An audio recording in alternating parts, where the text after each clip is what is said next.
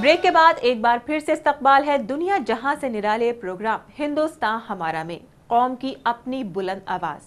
अब वक्त हो चला है किरदार पेश करने का। क्या आपको फिल्म उपकार में मलंग चाचा का वो किरदार याद है जिसमें प्राण के शानदार रोल को सदियों तक याद रखा जाएगा?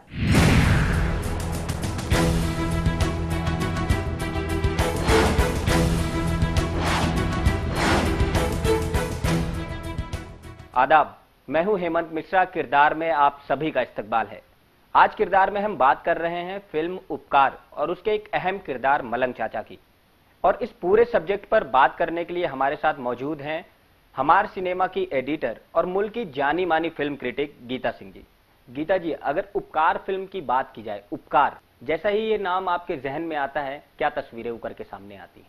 उपकार फिल्म का नाम जहन में आते ही मनोज कुमार की तस्वीर उभरती है, जिन्हें मिस्टर भारत भी कहा जाता रहा है हिंदी फिल्मों में, क्योंकि शायद सबसे ज़्यादा देशभक्ति की फिल्में उन्होंने ही दी हैं।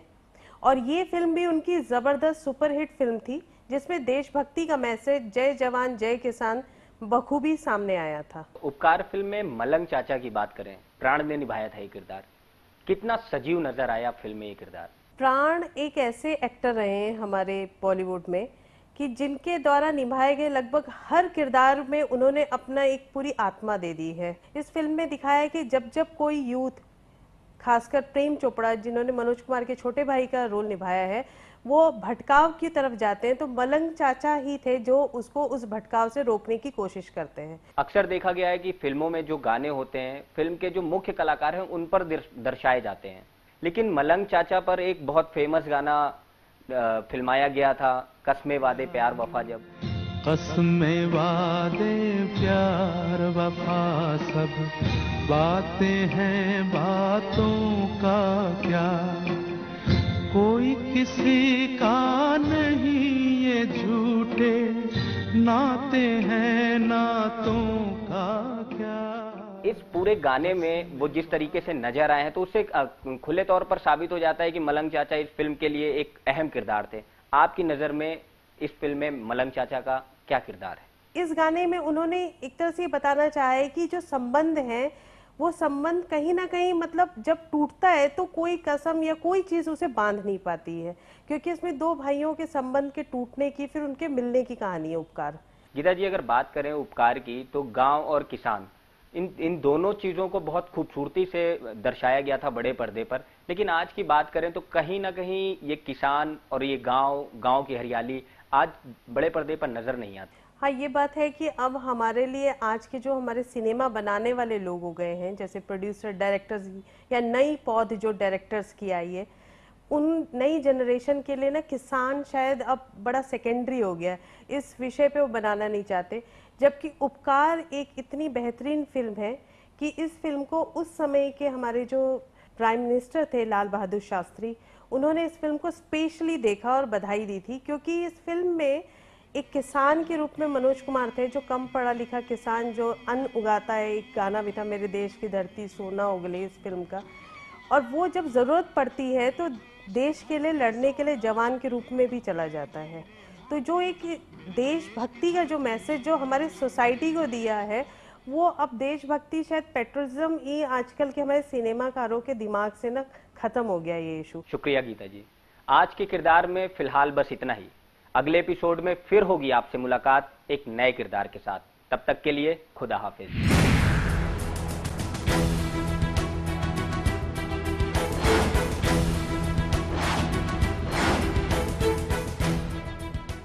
आपको किरदार से रूबरू कराने के बाद अब वक्त हो चला है सियासी गलियारों में हकीकत से वाकिफ कराती खबरों को ढूंढकर आप तक पहुंचाने का। तो लीजिए, पेश है मिर्च मसाला, यानी खबरों की खबर बनने से पहले की आहटें।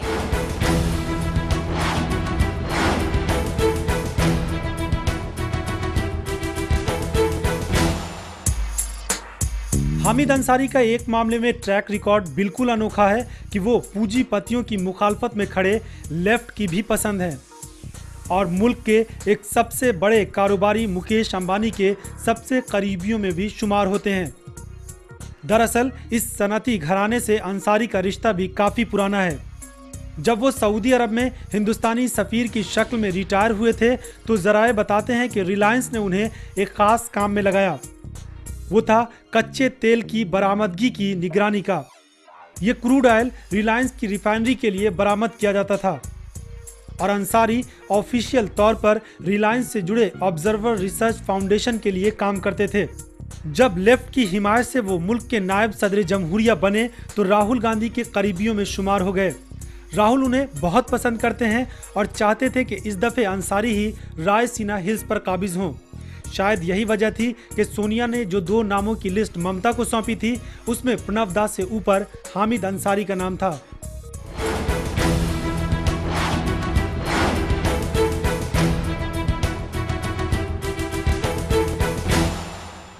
आज के एपिसोड में बस इतना ही। अगर आप कोई बात या फिर अपने दिल के जज्बात हमारे साथ शेयर करना चाहते हैं तो आप हमें ईमेल करें hindustanhamara@gmail.com या फिर लॉग ऑन करें www.hindustanhamara.in। आप हमें फ़ोन भी कर सकते हैं 0120-456-7833, चाहे तो फैक्स करें 0120-429-1218 या SMS करें 09868807712 पर। यकीन मानिए आपका हर एक मशवरा हमारे लिए बेहद कीमती है। अजनबी ख्वाबों के उड़ते हुए सायों के तले मोम की तरह पिघलते हुए चेहरों के नक्श हर नए ख्वाब की धुन सुनकर बदल जाते हैं। आज के एपिसोड में बस इतना ही। कल फिर होती है मुलाकात इसी वक्त, इसी चैनल पर, इसी प्रोग्राम में।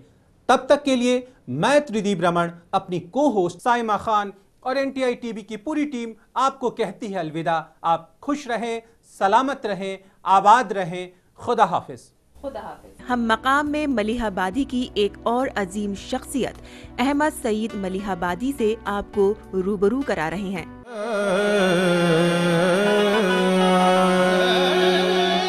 कतरा कतरा हर शय की रवानी में है, जो ये वतन जिंदा है तेरी जिंदगानी में है। मेरे सीने की आग तेरी आँखों के पानी में है, मेरी जुस्तजू में है तेरी कहानी में है।